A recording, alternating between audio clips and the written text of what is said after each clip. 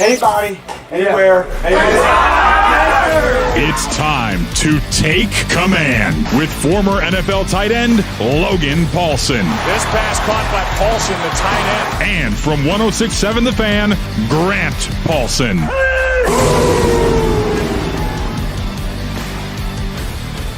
A brand new week of Take Command, and we are just a week and a half away from the NFL draft next Thursday, which means Mock Draft 3.0 today. We're also going to dive a little deeper than just our mock top sevens, getting you through Washington's pick. We're going to take our best guesses at who could be available and what picks look like for Washington, both at 71, which we've taken a stab at before, and 147, deeper to the draft, which we have not done yet. So all of that coming up on this podcast with Logan Paulsen, who spent a decade in the NFL. I'm Grant Paulsen. You can listen to me on 106.7 The Fan. Watch this show wherever you watch your YouTube clips, 106.7 Team 980 channels, and listen to this podcast wherever you get your audio. Logan, we're a week and a half away. It was funny, hope springs eternal. Dreams are beginning. All of these guys are going to have their dreams fulfilled. And yet we were sitting here talking before the show, and you were regaling us with some of your favorite tales of being released over the years in the NFL. Yeah, I mean, I don't know what got us on that topic, but yeah, I was just thinking back. I've had some kind of ironic ones, some funny ones. Just it's funny what they make you do in the league, and I don't know, man. And I told you I had a dream that I got cut the other day. Like, just a lot of trauma associated with my time playing the NFL.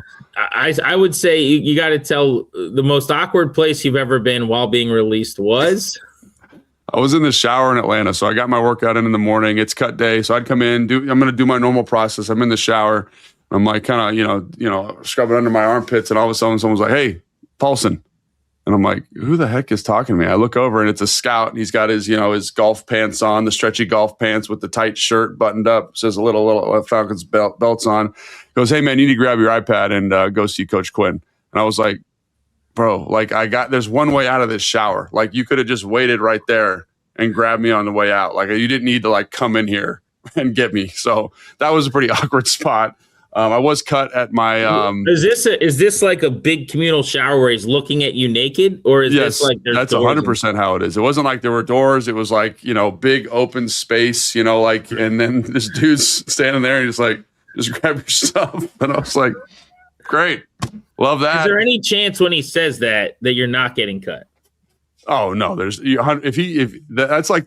is like the thing. If they're like, "Hey man, grab your iPad," they're not saying, and it's not go to IT. It used to be bring your playbook. Now it's grab your iPad. Grab your iPad. We're gonna go talk to Coach Quinn real quick. You're like, nice, love that, really stoked. The other one that was really tough was I was doing an event at my son's preschool, like to come talk about what it meant to play in the NFL. And as I was literally opening the door to walk in, I'm getting ready to meet people. I get a call from John Lynch, and it's like, "Hey man, grab that playbook. We'll see you in an hour. We're going to cut you." And I was like, God bless. So that one was pretty tough too, for a different reason. I'm going into class right now, to career day, to tell all these kids about how great the NFL is. Can I come in after that? Yeah, can I come in right after that? And then I remember my wife, as I told my wife, obviously, as we're walking in, she's with me. And we were just I was just staring at her the whole time. And I just yeah. And I just couldn't get mentally past. So all these little kids are staring at me. And I couldn't speak. I just was so flummoxed by the whole thing. And I kind of threw some stuff out there. And I was like, I looked at my wife after. I was like, "How was it?" She was like, "You could tell you were obviously a little bit shook up." And I was like, "Well, that's fair." And so it was this scene out of Billy Madison. Yeah, just he's grabbing the little kid's cheeks. He's telling them how terrible everything is, and why even try? You're just like, and these kids are like, "Is it amazing? What's the NFL like, Logan?" And you're like, "It's the worst, and you don't want to go. They'll crush your dreams over and over and over again." And it was borderline. It was kind of in that. I'm trying to. It might not be Billy Madison, but I'm thinking when what is that one? There's something like that. Happy Gilmore, maybe. It was one of those Adam Sandler movies. Someone's got bad news and angry. I'm thinking Billy Madison when he's grabbing his cheeks and he's like, "Stay in school, stay as long as you can." But that's perfect. Well, anyway, let's have happier times. Let's have better dreams. Yeah. Watch some videos of puppies before we go to sleep tomorrow or something. Yeah, that's probably a good idea. Yeah, decompress a little bit. You know what I mean? Exactly. All right, let's go mock top 7, 3.0 here. So rather than you and I mocking our way through this, because we've done that a couple times, I actually wanted to simulate a mock draft on one of my favorite sites. So this is PFSN, the Pro Football Network mock draft. And so we'll just read and react to what they did until we get to pick 7. All right. So not surprisingly, Fernando Mendoza goes 1 to the Raiders.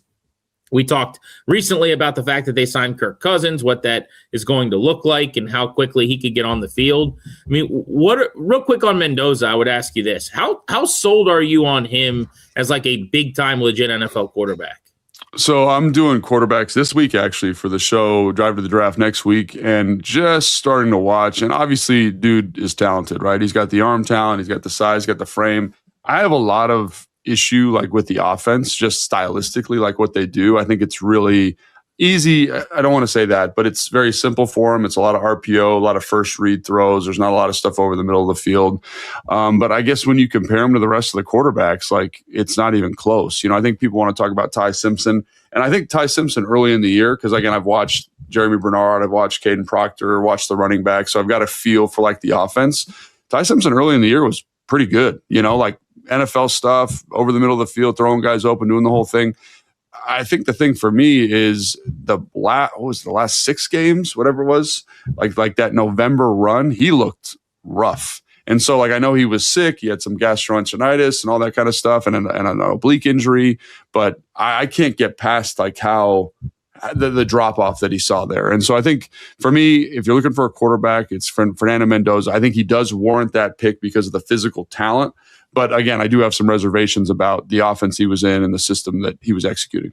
41 touchdowns, 6 picks this past season, won a national championship, won the Heisman. I also think he's a little more athletic than he gets credit for. 276 rushing yards, 7 rushing touchdowns this past season. And obviously in the playoffs, he was pretty dynamite. When you look at, 8 touchdowns and no picks, Alabama, Oregon, as he kind of ripped through those playoff games. Much more pedestrian against Miami, 16 of 27 for $186. Did rush for a touchdown in a pretty heroic moment in that game. That gets us to pick 2 on our mock 3.0 here. And again, this is just the robots here. This is the AI. This is the simulation. But off the board a little bit. This is not something you see a lot. The Jets go Sonny Styles, the linebacker from Ohio State. So we've heard so much about an edge. I think more likely that's either Reese or Bailey. But here they go Styles and the edges get pushed down a spot. Yeah, so this is not outside the realm of possibility, I don't think, because, again, you and I both really like Sonny Styles. Like yesterday on your show, the Grant and Danny show, we talked about how, like, there's the planet theory. There's only a couple guys on God's green earth that can move and run the way that Sonny Styles can, the way that Arvell Reese can.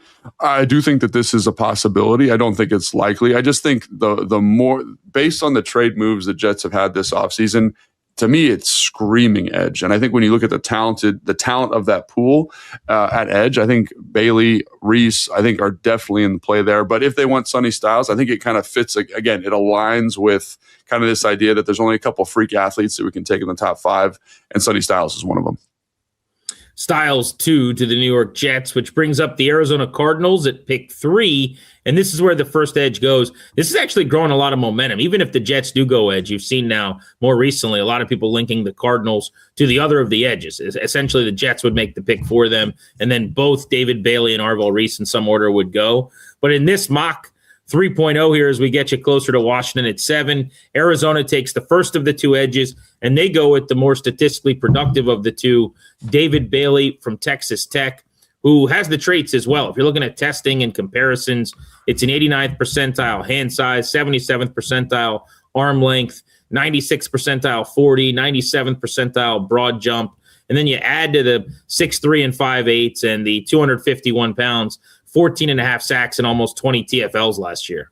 Yeah, no, 100%. He's, I don't know, like you and me both. I think we have a big man crush on David Bailey because of the production, because of how he rushes. Like, he's got the feel, right? And I know there are some people, I was listening to a podcast the other day where they said, oh, they don't think he's a top 5 player. I think that's an insane take personally, right? I think he is definitively the best 5 players in this draft. So to me, the Arizona thing taking an edge, I think, is starting to make more sense to me because I didn't realize that they had retained their previous defensive coordinator. So it is that Nick Gannon. Is that who was the head coach last year? It's his defense. And so again, they run a 3-4 base. When you talk about 3-4 outside linebacker, I look at David Bailey. I think he fits that perfectly. When you watch him drop at the combine, looks very smooth, right? Yeah, Nick Rails, the new DC or the retained DC there is running the previous defense. So I think that's exactly right. Fits well, personnel wise, gives you the juice.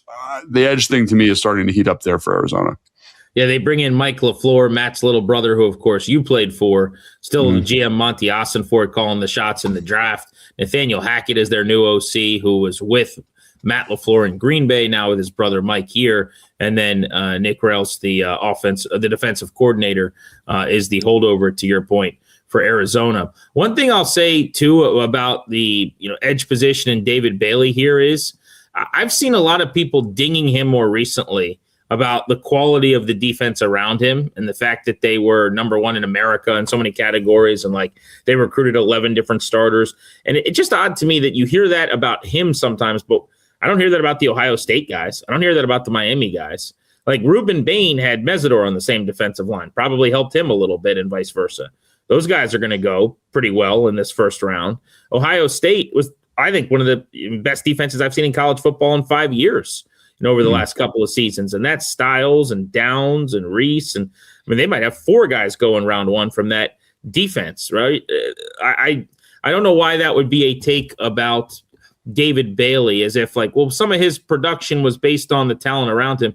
Yeah, I would say that's the case with a lot of defensive players, and no one's expected him to have 14.5 sacks in year one in the NFL either. Like, it's going to be a bit of a process, but I also think you see some moves, some like diversification of an idea of what he's doing as a rusher. I don't think he's just kind of out athleticing people, if you will. Like he's actually making some things happen with his hands. I just like the way he rushes.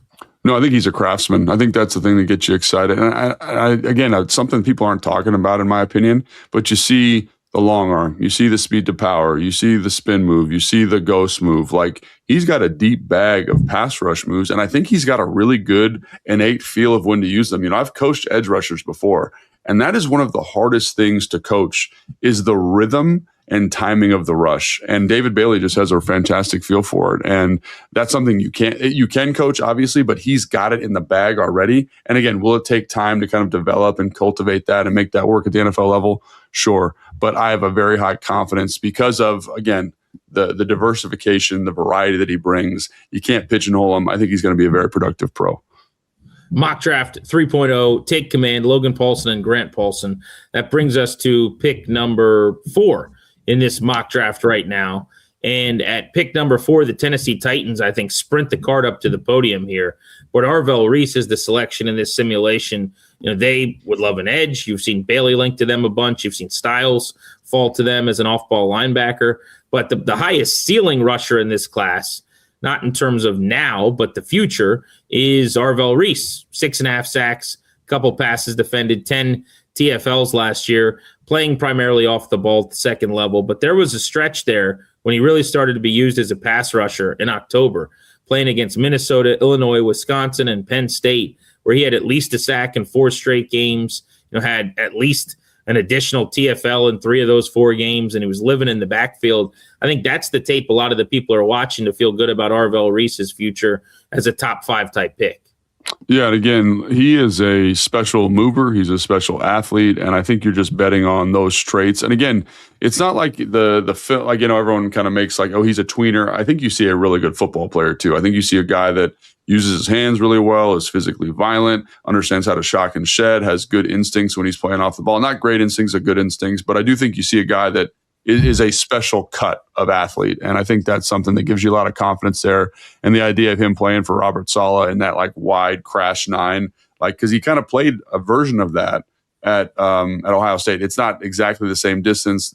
Defense, obviously, they're playing a 3-4 base at Ohio State, but he's setting hard edges. He's firing off the field. He's kind of stepping over that foot and really kind of holding that line. I think he's going to be perfect for that system. And again, have the opportunity to rush the passer a little bit. 6'4", 243, 98th percentile height, 96th percentile 40-yard dash for the position, 65th percentile weight, 71st percentile length. There's just not a whole lot of holes in the resume here for Arvell Reese. And I think in any draft, he'd be one of the top edges off the board, projecting him forward. So that's your first 4 picks: Mendoza, Styles, Bailey, and Reese. We'll round out the top 5 here with the New York Giants. And I got to say, this is something I have not seen at all. I don't think this is crazy because the player's good and because this is a team that needs a lot on defense, but I just have not seen this.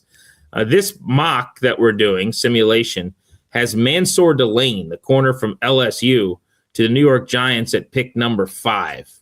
How would you react to that if it happened?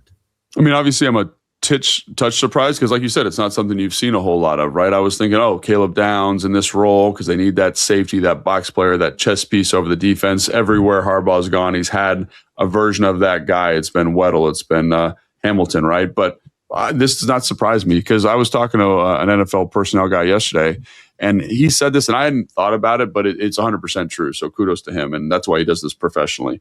But, tackles have a tax and corners have a tax. And corners are really hard to get. And in a draft where he was kind of making the argument that the tail for the cornerback class isn't crazy long, like why not jump up and get the best guy at the position, a position of value, and talk about not having a lot of holes in the resume, Grant. Like I don't know if I've had a cleaner evaluation on anybody in this draft than Mansour Delane. There's questions about the top end speed. He runs a 4.3 at the pro day, right? He's got good length. He's got good size. He plays well in zone. He's got good ball skills. He's got good man skills. Like there's not a lot where you're like, man, this guy's going to struggle at the NFL. So I think this is a really nice fit. And to me, this makes a ton of sense. I think he is I don't know if he's a top 5 player, but he's definitely a top 7 player in this draft. So if you need a corner, let's pop that dude in at that 5 spot for the Giants. And I think that's a really good football player and a high value pick there. It's funny you say that about, your eval being kind of clean was the word you used. Yeah. I keep coming back to the fact that I do think as far as like players that have just been undervalued in this market, we're guilty of it. Everyone's guilty of it. It's Delane is the number 1, and I don't think it's close. Yeah. Like we've had so many conversations about Love or Tate or Reese or Bailey or Styles, the guy that has kind of been the forgotten dude who's just excellent at a massive position of need. Honestly, the biggest position of need maybe on the entire team with wide receiver is Mansour Delane, who happens to be from Silver Spring, Maryland, who happens to have started his career at Virginia Tech. Like there's a lot of like flashing lights here, come green flag type things where you go, this would actually make some sense. And I really believe it all comes back to the narrative, which I think is accurate. Narrative almost seems negative, but this idea that they don't need to draft a corner in the top 10 or spend a bunch of money on a corner because of their new defense. But if you draft one and now you've got 4 guys that are NFL caliber with Amik Robertson being the other, and you've got 3 guys that you really like to start with the kids, the second round picks, Sandra Still, Amos, and now a top 10 pick in Delane, you're in a much better spot at a really important position that costs a ton of money on the market. So I just wanted to get that out there that I do think this is probably the thing that would be the best that we haven't talked about enough. Yeah. And I don't mean the best comparing it to other things, but like of the mainstream options, the thing that doesn't get enough run that would make the most sense is Mansour Delane. I think that's 100% right. And it's not so much that like it's devalued in the defense. I think that's an important variable for sure. But also like I want good football players. I want guys that are going to hit. And this guy feels like he's going to hit, right? Whether we're playing Durante Jones's defense, whether we're playing name your other, he just feels like he's got a lot of flexibility in this regard. So, and again, he's at like, I think that's the main point that no one's been talking about. Tackles go up, corners go up. And I think I think he deserves to be here. So this isn't like a big reach in my opinion. So I think this is a good pick. And if you were here in Washington, I think that's a good football player that's going to make this team a whole lot better. Do any of his testing comp type stuff, bother you where you look at, the height is pretty average at corner, which is fine, 5'11" and change, but the weight is 27th percentile. What did he weigh? Because he's listed at like 198, I think is what he's listed on the LSU website. I don't know what he weighed in at his pro day though. I've got him at 187. Yeah. So I'm always I'm a little bit dubious of those numbers, especially around the combine, because guys lose weight. So like, for example, Mike Washington weighs in at 223 or whatever, and he played the whole season at 230. Like, there's just guys are losing weight to run fast. So I think he's probably a little bit bigger than that. And so that doesn't really bother me, especially because he plays with great strength. What about the length? He's like a 13th percentile arms guy. And I know that sounds like a defensive line thing, but when we hear about a corner that's long, we celebrate it. Like, does that hurt him? I think it does hurt him a little bit, but I think, again, this kind of goes in with, like, you ran well and there's nothing there that's like crazy prohibitive, I guess is what I'd say. Like the film, like his film is really, really good. Like, it's really instinctive. He plays the football well. He's good in man. He's good in zone. He's got a good feel. Like, he tackles well. Like, there's just, it's kind of like Caleb Downs-ish. Caleb Downs is a much better football player, don't get me wrong here, but like from a cornerback perspective, it's just the film is very, very safe. Like, there's certain guys you watch, Gerard McCoy, who I think is an absolute beast, by the way, but there's stuff where you're like, what? Like, in zone, why are we doing that? We're running a little hot and cold. Like, with Mansour Delane, I don't see that quite the same way. So I think he's just, again, I'm willing to overlook the arm length thing for him because the speed's good, the instincts are good, and I think that overcomes some of the length limitations potentially. It's a Monday on Take Command, which means it's a mock draft day 3.0, Logan Paulsen and Grant Paulsen. So we've got you through the top 5 at this point. Mendoza to the Raiders, Styles to the Jets, Bailey to the Cardinals, Reese to the Titans, and Mansour Delane to the Giants, which means only the Browns stand between Washington and the podium. And Carnell Tate and Jeremiah Love are still there if they need weapons. Francis Maui-Noah, the tackle. Ruben Bain Jr., Caleb Downs, Jermod McCoy, Mekhi Lemon among the best of the rest. We will work our way up to Washington's pick as soon as we return. We're also going to get you selections at 71 and 147 today on Mock Draft 3.0. This is Take Command.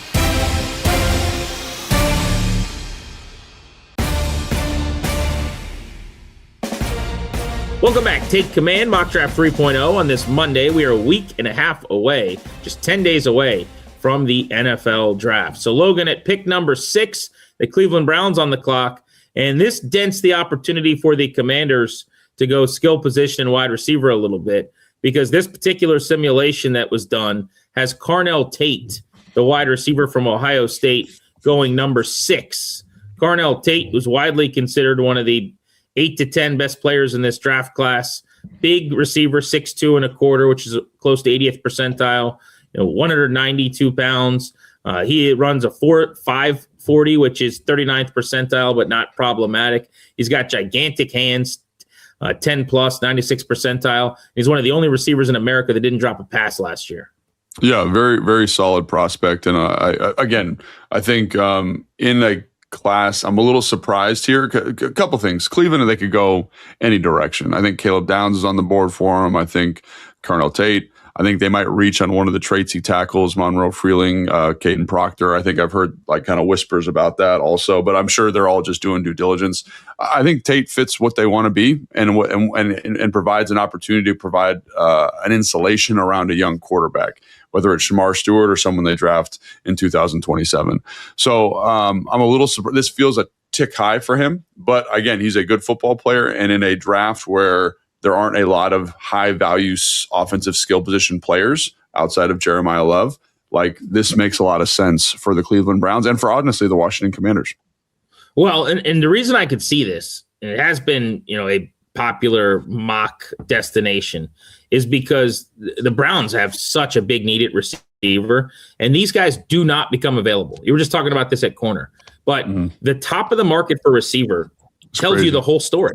It's basically equaled edge now, dude. I mean, it's $40 million when you get a Chase or a Jefferson. Unbelievable. So it's exploded. And so my point is, like, you want Drake London this offseason, you're not getting him. The Falcons are tagging him. You want Chris Olave this offseason, you're not getting him. He's not leaving. The Cowboys would have paid George Pickens all the money and given him the bag, if not for kind of his reputation in Pittsburgh and some of the character concerns and questions. I'm serious. So, they're like, you know what? We're going to make you do it one more time. We got to see it one more time because we're just not sure. But if he was squeaky clean, if he's Terry McLaurin and he has that year at that age, he's making $42 million or whatever. Getting paid, So if you're the Browns, there's only one way to get these guys, really.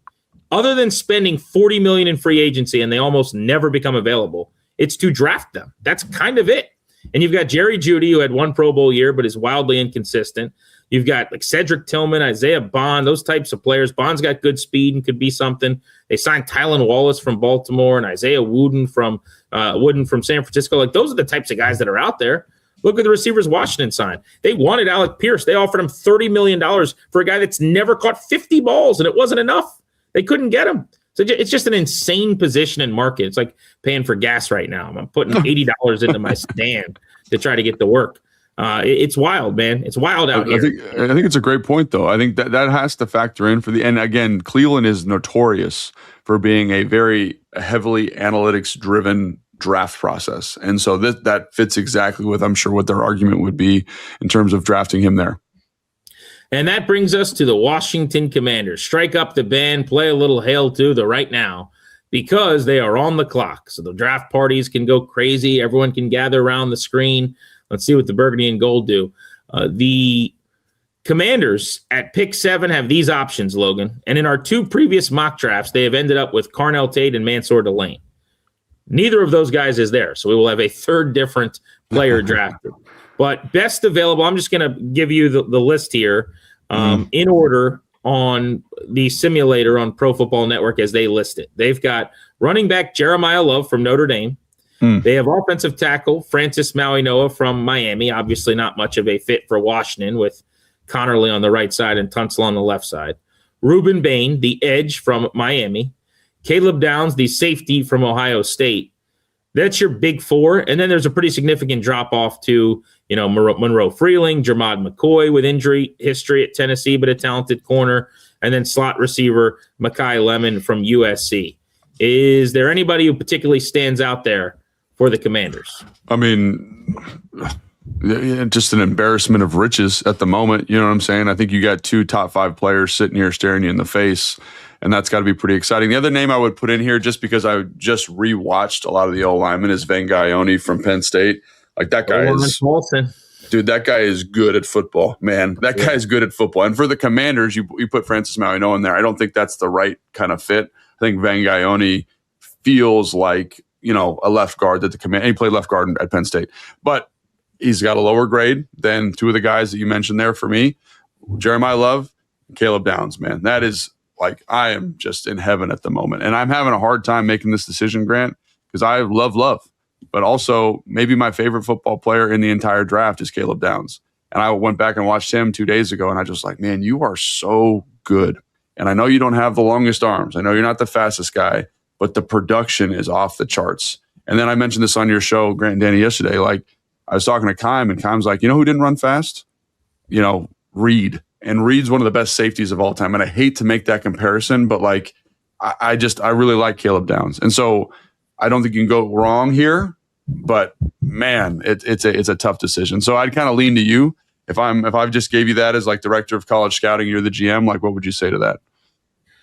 Well, I think if I'm debating between Jeremiyah Love and Caleb Downs, the very reason why I shouldn't take Jeremiyah Love exists for Caleb Downs as well. 100%. And if that's the case, then I just take the better football player. And the better football player for me, and it's very close because I think Downs is terrific, but I have fewer questions about Love, and I would take Jeremiyah Love. The other thing I would tell you is, and this is something I'm going to go harder in the paint on Wednesday's episode, I don't think people are talking enough about how badly Washington needs skill position help. Yeah. If you look at free agency, which gets an A grade for me, I thought it was fantastic, right? But the vast majority of what they accomplished was all on defense. Mm-hmm. They improved their pass rush to some extent in the short term because a guy like Caleb Chason, Charles Omenihu, those are 1-year deals. But you do get Odafe Owe for the long haul. Dorrance Armstrong's on a 1-year deal. But you brought in Leo Chenal at the second level. You brought in Nick Cross, 1-year deal, obviously, but Amik Robertson, 1-year deal. Like these guys on the back end. So every level of your defense has been improved, and your defensive line significantly so, because don't forget Tim Settle, DJ Davidson in the middle as well. On offense, you brought in Chiga Okonkwo, so tight end's in a really good spot. But that's kind of the list. Mm-hmm. They have not done anything notable at receiver. I know they brought in Brown and they brought in Jefferson, but those are just kind of names, placeholder types for me. at running back similarly. You got a third down running back to replace McNichols, who's still here, by the way. But you brought in Rachaad White, but that's a pass catcher third down guy. Let me ask you this, Logan. Mm-hmm. If something happens where Terry McLaurin's not available for a couple weeks in September, it's Jaden Daniels doing the 2024 thing again, hopefully. Yeah. It's like first and Jaden, please help us out. They don't have playmakers that are scary, and you can fix that. Like this would be this offense with Love and without it is almost like if he is who I think he is a crazy different group. It's like night and day. So whether it's wide receiver here or running back here, I actually think it's just more likely and a bigger need than we want to talk about. And I would not be opposed to going running back at 7 and receiver at 71. I think it's that big and that pressing. No, I'm with you. And again, I just went back as I'm starting to fill out the big board here, and Love, I have two elite prospects in the draft right now. One is Jeremiah Love, and the other one is Sonny Styles. So by that logic, if he's the elite blue chip guy, he should be the pick here for Washington. And I do think that's a good point, man. I do think this system, I do think the David Blau, Ben Johnson, Kyle Shanahan play action keeper game system is going to elevate the skill position players. Because I think back to 2012 when I was here, I was the starting tight end for most of the season, right? We had Pierre Garçon, but we didn't really have a lot of alpha players. We had a lot of good role players that filled this thing out in a nice way. So I do think you're going to get a bump from the scheme. But if you talk about a running back that can hit home runs, that can be dynamic in the pass game, that can be a third down weapon, man, that is really enticing. And I think it just adds a little bit of juice to this group. And I think when you look at teams, look at the obviously the Detroit Lions, we've talked about Gibbs a lot, what that did for them. Again, Montgomery was the driver. He was the plow horse for a long time. But the thing that made that offense so terrifying was the explosive back. And I think Love brings that. And so I think that's a great argument by you. And I just think it adds so much to this team and makes you so much. The other thing is it just increases your first and second down efficiency at a really high level and increases your explosive play rate, which are all important factors for the offense. And there's somebody listening who's very smart and who's correct, by the way, who is saying that is a wasted top 10 value to take a running back, just mathematically, analytically. And you're correct. But again, you're tasking me with him against Downs, essentially. Now, Bain could be the pick and would make the most sense from an analytical, money standpoint. Yeah. But I'm a little lower on Bain. And if it ends up being that he ends up being Aaron Donald, people can make fun of me for 10 years. I'm not even – it's not that I don't think he's going to be really good. If they take him, I'm excited. There's no one they can take of this crop where I'm going, damn, that's awful. I'll be thrilled. This is a really good football player. I just don't see it from a elite pass rushing standpoint. And I've said this a lot. I think he's going to be more doing some stuff on the interior eventually at a really high level than getting off the edge and having 12 sacks per year or whatever. So that's kind of where I'm at on Ruben Bain. If Ruben Bain was Bailey, I'd take Bailey. If you're saying Love, Bailey, or Downs, I'd go Bailey. Yeah. Love, Reese, or Downs, I'd go Reese. But when you're now asking me, all right, here's the guys at all the positions that you shouldn't take in the top 10. The one I like the most of them is Love. Yeah. No, I think he's got my highest Styles too. Because this Styles has been my man crush the whole season, the draft season. But if we're back in the same bucket of hey, you're taking a guy you shouldn't take positionally, well then take the weapon because they don't have them. No, I think it's a great point, and I hear I had a conversation with somebody yesterday, and they were like, "Man, you seem like you're really low on Bain." I like Bain. I like Downs. I like Sonny Styles. I like Francis Mount. I like all these guys, right? They're good football players. But we're talking about picking a nit. I gotta make a decision. And right now, of these 4 guys we just talked about, Love, Francis Mount, Noah, Vangaioni, whoever you want to put in there, Bain and Downs, the best one, the guy that checks all the boxes is Love, right? You go down the list, you say, he's fast, boom, the tape's excellent. 2 years in a row, good, right? He's good body weight. Injury history, good, boom, catches a football like a receiver. And then you go down and you say, what about Bain? The production, while good, is not elite, right? He's done it 4 years in a row in school, but he's never been a 10-sack guy in school. Everyone says, he had 10 sacks last year. He also played 4 more games than everybody else, right? He's got short arms, so there's some questions there. He plays hard. He's got the mentality. I'd be stoked if he's a Commander. But there's more questions. Caleb Downs, I just said he's my favorite football player, maybe in the whole class. There's questions about how the game translates to the next level, right? So that's what we're talking about. We just went down the list and said, hey, there's no questions about this guy. There's a couple questions about these guys. That's why he's a blue chip guy. That doesn't mean those other guys aren't going to be good, I think is what I'm just trying to get across here. Yeah, makes perfect sense. All right, so we're going Jeremiyah Love then at number 7. Which is pretty exciting. There's probably fireworks going off at the stadium. People are ripping their shirts off. That's going to be an exciting time. That's a winning pick on the night of the draft. It is sexy. There is a sex appeal to that. That is Sex Panther. It works 60% of the time, every single time.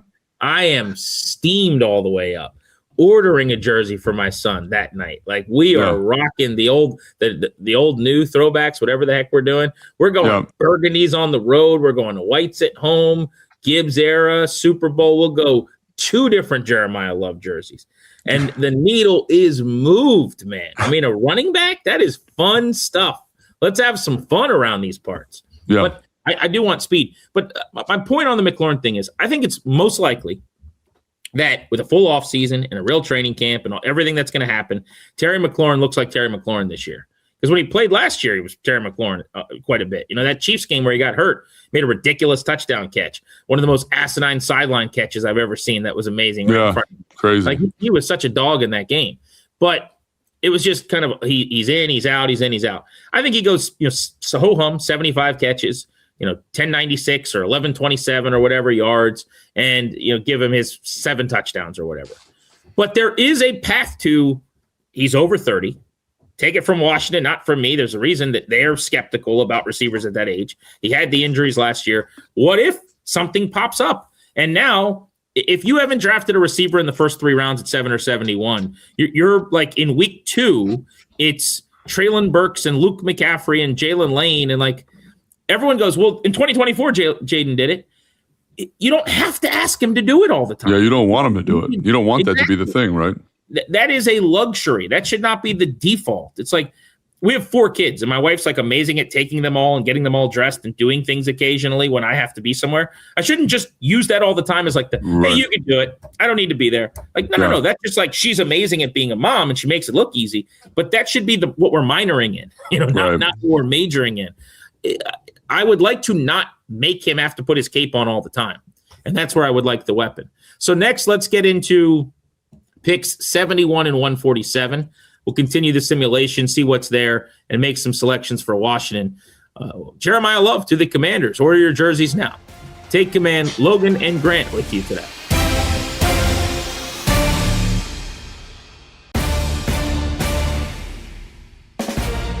This is Take Command. By the way, I mentioned I was going to get my son a Jeremiyah Love jersey after we just drafted him on this mock draft at number 7. I'm waiting just until it's all official and whatnot, Logan. But last week I told you on one of the pods that my son had like a snake when I came downstairs. Yeah, what's going on with that? Yeah, so the snake was in the house for like 2 days in a little cage. And we're like, dude, we got to let him go. But then it was freezing cold because we're doing this thing in Virginia where like one day it's 90 and the next day it's 12. So it was like too cold. And my wife was like, we can't let him back out. Like he's not going to survive or whatever. So we need to wait until it's warm again. So he like stayed in there for like 2 nights, which was, I couldn't sleep just knowing he was in the building, right?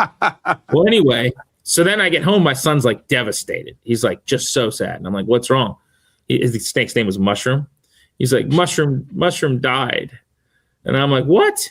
He went to let him back out into the wilderness, and he put him back out in the backyard, but then he put a rock on top of him because he found him under that rock. Oh my God. And I'm like, bro, he like nestles under that rock in the dirt. Like he's like not, the rock's not like laying on him. My wife said he just like pressed the rock down on him. And I was like, dude, like, no, this is not how this works.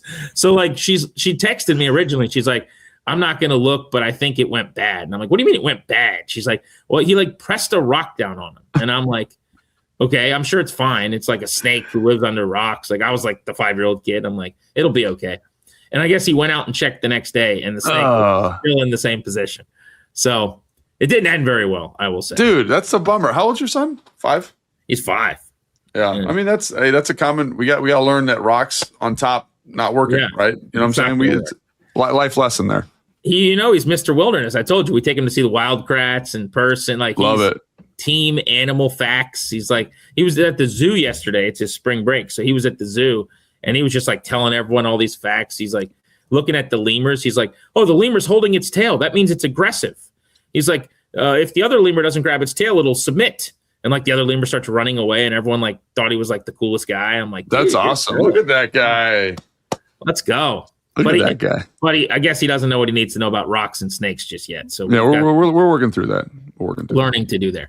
All right, let's get to the final picks we're going to make for Washington here. We're not going to go all the way through the draft because that would be a wacky bit, but we're going to go 71 and 147 here for the Commanders. So their third and then eventually their fifth round picks. So at 71, I simulated through 70. Here's what we're looking at here. I'm going to give you a few positions first, okay, cool. of what's there. And then if you want anything else, you can tell me. So best available at center, Connor Lew from Auburn could be a center that you draft. Parker Brailsford from Alabama as well available. At wide receiver, Jacoby Lane from USC. Bryce Lance, who I know you and I both really like, Trey's little brother, from North Dakota State. And Zachariah Branch from Georgia. Also, Elijah Surratt from Indiana is available at 95 overall on their big board. Little bit of a reach as far as their rankings, but at 71 could make some sense. We took Jeremiah Love, so I'm not going to bother with running backs. Defensively, best available corner Chris Johnson from San Diego State. Ooh, really? Safety Genesis Smith from Arizona, and corner Julian Neal from Arkansas are your best on the board. Julian Neal was the last one, or from where is he from? Arkansas. Well, yeah. Of those names you just mentioned, like I think the fact that Chris Johnson's here, I think he's a borderline first-round player. Like I know he went to a small school, level of competition isn't great, but when you talk about a lot of the things you talk about with Mansour Delane, like silky smooth footwork, in and out of breaks effortlessly, there's no hitch, tracks the football well, tackles, like there's a great sequence versus Cal where like they're in a short yardage situation. He makes the 2 tackles for loss consecutively to get them off the field. Like that to me would probably be the guy. I think his ceiling as an NFL player is excellent. I think the reason we're talking about him, I don't think he gets to 71. I think this is a little bit of a pipe dream, but I think he's a really, really good football player and one that would make this defense a lot better. Yeah, it's weird to me. I mean, these simulations sometimes happen this way and you don't know how to explain it away. But, yeah. I mean, they've got him ranked in their top 45 on their overall big board. Yeah. Here he is at 71 for whatever reason. But, yeah, he's 6 foot tall, which is above average at corner, obviously. His hands are 93rd percentile. He's got great ball tracking and skills in terms of, getting the football and using those hands. He ran a 40 in the 81st percentile, 4.4. He's a 38-inch vertical jump guy, 78th percentile, 17 reps, very, very strong for his size. Yeah. He's not heavy. He's like 180. So that's an 80th percentile at corner bench rep situation. And his broad jump was 77th percentile. So you add the tape to that. I know it's San Diego State, to your point, a little bit light maybe, but there's no chance he's there. But if he is, for the purposes of what we're doing, you want to snag him? That would be my pick here for sure. And again, the other guy, just to kind of mention, just to talk about, he's the pick, but just to talk about some of the other guys there, like Bradsford, the center from Alabama, really small guy, 6'2", like 290 pounds, can absolutely fly. Like really, really twitchy. Reminds me a little bit like Jason Kelsey. There are some kind of limitations at the point of attack with him, but if you wanted a really twitched up, dexterous guy, interesting selection there. Zachariah Branch, to me, is another guy just to mention. We've had some people ask some questions about him. Really, really like elite explosive traits. I mean, when you watch him, he reminds me a little bit, just in terms of watching at the college game, of like Tyreek Hill. Like his ability to catch the football, make people miss, outrun angles is unique. I think the question I have with him is like, can you play down the field? So many of his targets are like screens, quick slants, hitches, stuff where they're getting the ball in his hands quickly. A lot of that has to do with the quarterback situation. We talked about that with Oscar Delp. But I just wonder if you can be a deep threat receiver, because he's like 5'8" or something. He's 5'9". He's not a big man, but just an explosive football player. I think adds a lot as a returner in the kickoff game and in the punt return game. But very interesting name to bring up. I think there are some limitations to him and things that we haven't seen on film. Does get open down the field which is important. But again, in terms of tracking the football, not a lot going on down there. Zachariah Branch, first 2 years in college at USC, and then finished at Georgia. Went from 31 catches to 47 catches to exploding in the SEC for 81 grabs, a little over 800 yards and 6 touchdowns in his final collegiate season. All right, that brings us to pick 147 in round 5 here for Washington, Logan. And I've actually got a trade offer that came in for this pick. And I think this is a no-brainer, honestly, but I want to let you decide. I'm advocating that we take it. The offer is to move down 8 spots to 155, and then we pick up 195. Let's do it. We need picks. We need players. I mean, this late in the game, why not? So, right? I guess I should ask before we go, who's on the board would be a good question, but probably. Yeah. So here's who went, because I accepted the offer. So the guys that were there that aren't anymore are Joe Royer, tight end, Cincinnati, Kevin Coleman, wide receiver, Missouri, Devin Moore, corner, Florida. He would have been an interesting one. He's an interesting guy. Like, just real quick to mention him, he's big. He's 6'3", he's 200 pounds. Was one of the best freshmen in the country when he was his freshman year, which was 2 years ago. Coming off an injury, apparently a great worker, but is really traitsy. Ran well at the pro day. Like, is one of those guys that is going to probably be an NFL starting cornerback. But because of the injury, because of lack of production last year, is just a little bit farther down on most teams' boards. His size, 6'3" and 200. I mean, that is, you salivate he's a big about dude. that. 4'5", 40, so, not going to be a burner, but that's more of that length and physical. But apparently, so word on the street is with that, like, again, just one of these weird things you pick up as you're doing all this draft research. Yeah. Is he was testing, or the year prior he tested at a 4.3, but had an adductor injury that had not fully recovered. So he ran with like a pulled adductor basically, and asked me why he did that. I have no idea, but there are official times of him running fast. So I just kind of wondered how that ends up playing out for him. That sounds like a made-up thing in your body, an adductor. Are you sure that's not from an engine in a car? Yeah. No, it's a real thing. It's like your groin. Some people call it your groin. Like that. I've heard of a groin. I'm familiar with that. Yeah. So he has a groin. Yeah, he has a groin. Okay. Like, according to the Shanahan logic of injury, he's got a leg. Yeah. Right. That's always my favorite. It's like, he's got an elbow. Yeah. Like, actually, he's got 2 of them. What else can you tell me? But yeah, he has an adductor. Good for him. I'm going to have to Google that term. There's probably a way to use that that's kind of funny in the future. All right, so those are the players that went in the meantime. So now we're at 155. Okay. Your best available are, I get a little bit steamed here. We have not taken a receiver. Malachi Fields from Notre Dame is sitting there. Whoa. It's a little value play. That's a value play in the 5th round. Yeah. Landon Robinson, D-tackle, Navy. Zane Durant, D-tackle, Penn State. Nick Singleton, running back, Penn State. Good little player. Jordan Hudson, wide receiver, SMU. Jake Slaughter, center from Florida. And he's a stud. Dalen Everett, corner from Georgia. Wow. Dude, that's it. This is in the 5th round? Man, we're living like kings, Grant. Oh, good. Goodness. So I have a 3rd round grade, if I remember correctly, on Jake Slater, however you say his name, from Florida. He's like maybe my favorite center in the class. Big dude, smart, not super twitchy, but like has a good feel for angles and second level stuff. And then Malachi Fields, man, like I don't think he goes this low, honestly. I think he's like a 3rd or 4th round player. But if he does take a little bit of a slide, I think he's a big body receiver with great ball skills who could develop into a true 2. Right. And there's a little bit of a development curve there. He's not the fastest guy in the whole world, but I think he's physical. I think he's competitive. I think he's a former quarterback. He's obviously very smart when he plays. Like, that is a really interesting prospect there. And then obviously the other guy to mention there is Dalen Everett from Georgia. Big dude. I think he's like 6'1.5", 6'2", 205, 210 pounds, like ran a 4.3 at the combine. Is a little stiff in transitions, and running a post, like a little stiff with the reactive stuff. But if you talk about a ball of clay, like, that's interesting. But I'd probably lean towards the center or towards the receiver in this case. Slaughter's a little lean, 303 pounds, center position. So it's most. I will say most centers in this class are a little bit undersized. Like, they're, Bradsford's like under 290 pounds. Obviously, Slaughter's like in that 303, 305 type range. Connor Liu, there's some stuff where he's in the 305 type range as well. The kid from Iowa, Logan Boo Logan, whatever his name is 292 pounds. He's a really good football player as well. But that's kind of the mold of the center in this class. Logan Jones, the center from Iowa. All right, so Logan Paulsen, not Logan Jones.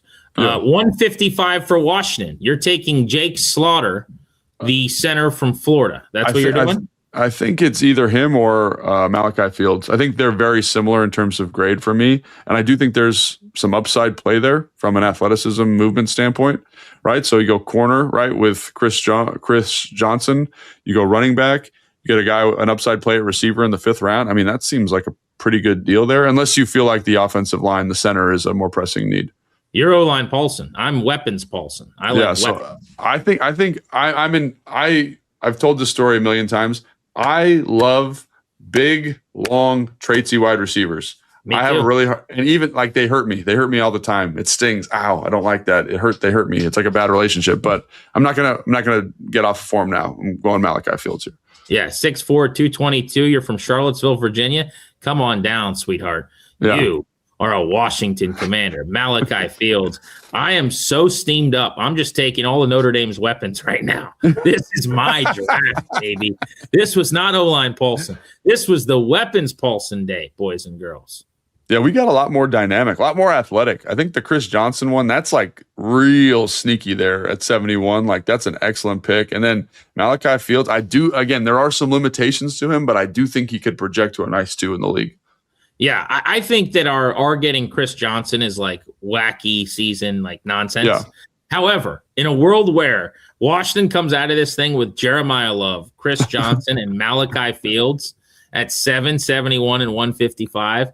I mean, when your draft show ends and my draft show ends on 2 different places, we're meeting at a random diner at 2 a.m. Yeah, we are pummeling pancakes and waffles.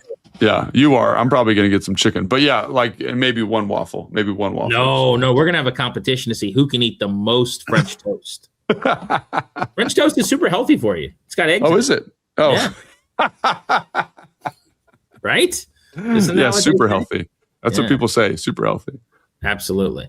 All right, there you go. Mock draft 3.0. Why even have a draft? Let's just stick with this one. Send it into Adam Peters. Get it done.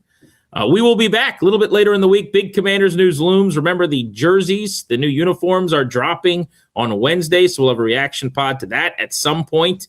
And we're going to do our mock entire first round between now and the draft, which is just 10 days away. It's getting closer and closer. Thanks to producer Evan. For Logan, I'm Grant. Saying so long.